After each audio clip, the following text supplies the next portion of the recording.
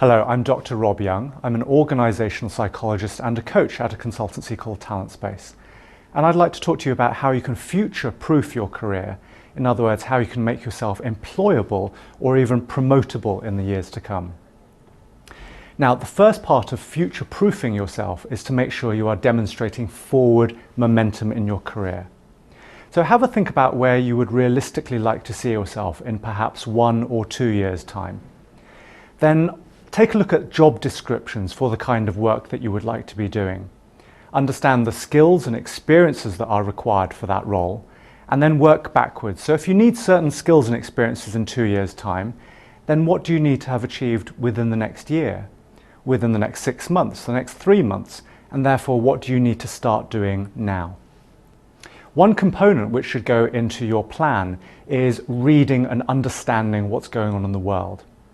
And I don't mean just understanding about your technical area, about the latest rules and regulations, for example, but understanding what's going on in terms of politics and economics, in terms of business and management, even technology and psychology.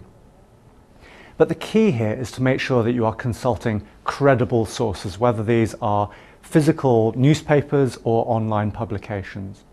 Because some people make the mistake, they fall into the trap of simply believing everything that they read without understanding that some sources are simply completely unreliable. And even some of the better publications may have some built-in right-wing or left-wing bias, for example. So do think about the bias inherent in the pieces that you're reading and corroborate what you're reading whenever possible. But I would argue that reading about the world should only be a relatively small component of your development plan. A better way to understand what's going on in the world is by having conversations with people that you respect. So go to the occasional conference, talk to entirely new people to find out what the newest ideas and insights are. Keep in touch with ex-colleagues, people that you've worked with, perhaps customers or suppliers too. You can do this by phone and email. But also do make time to meet with people face-to-face as well, occasionally. This could be as little as just once every other week, so just twice a month. Either get together on a one-to-one basis or in small groups, because there is no substitute for this type of conversation to understand the trends, the pressures and opportunities in the world. But whenever you're reading something or you're talking to people, remember that this is all in service of future-proofing your career. And what employers really value is people who can solve problems for them. So when you read about something new, try to think about how you can translate that into a benefit for your organization. When you meet someone new, think about how you could use that relationship to solve a problem for your team, your department or the organization.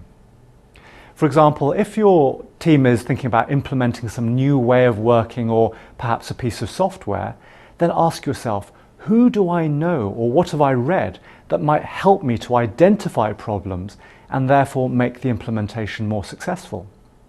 A final tip. One really useful thing you can do to benefit your career is to set up what's known as a reciprocal mentoring relationship.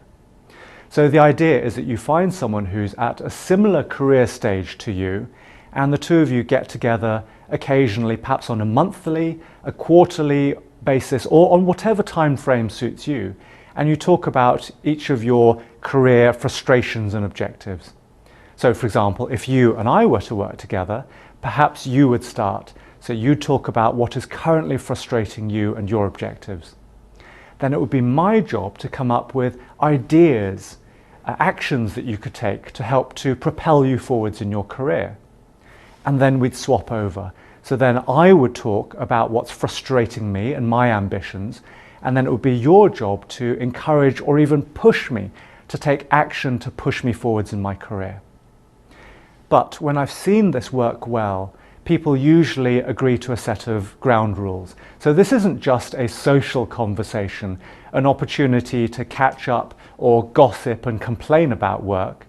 This should be about having a career-oriented discussion thinking about how you can propel yourselves forward in your careers.